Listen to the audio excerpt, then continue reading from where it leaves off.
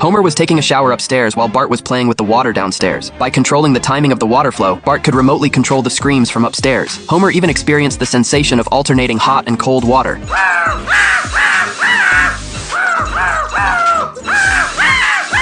Marge saw what was happening and stopped Bart. With pleasure.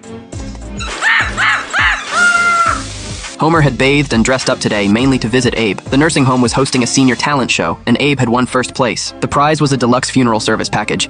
Homer was absolutely thrilled when he heard the news. He immediately took Abe to the funeral home. However, Bart tried out a coffin first and accidentally locked himself inside. The owner seized the opportunity to introduce an additional paid service, a corpse monitoring camera that allows real-time observation of the person inside. Look at him go! The owner then recommended a premium cemetery that cost extra. It even came with a complimentary widow weeping at the grave service, giving the deceased more dignity in death than in life. Abe was tempted and insisted on being buried there. Otherwise, he would haunt Homer as a ghost. He would make faces at Homer while he was using the toilet and scare him to death. Okay! The owner calculated the price, only $17,000. Homer collapsed the moment he heard the figure. The owner mentioned they could also just dump the body in the woods and let the wolves eat it. Homer thought it over carefully and chose the wolves. Feed it!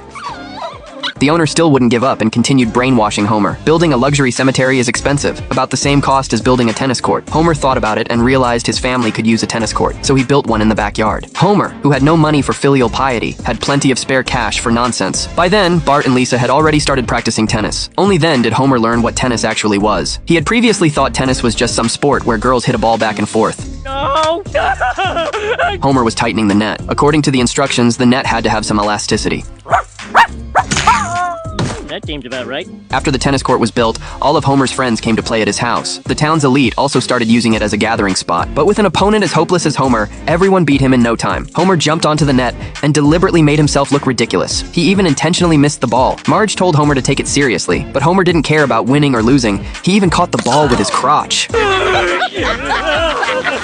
One day, Marge overheard the police mocking them at the supermarket. Other people in Springfield chimed in as well. Marge came home and told Homer about it. She didn't want to be a laughingstock. Marge had thought the tennis court would earn them some respect, but people were still laughing at them. Homer realized his mistake and began practicing hard so Marge wouldn't be ridiculed. The next moment, Homer flung his racket away. It jammed the ball machine, causing all the balls to explode everywhere. You know, this is such a beautiful day. I don't know why we don't operate outside more often.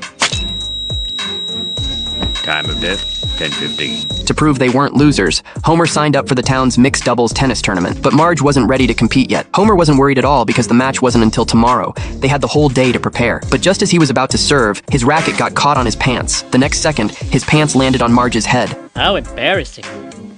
Homer handed the racket to Bart and went back to drink. Marge felt Bart was playing well, so she stopped forcing Homer to practice. By the time Homer had rested enough,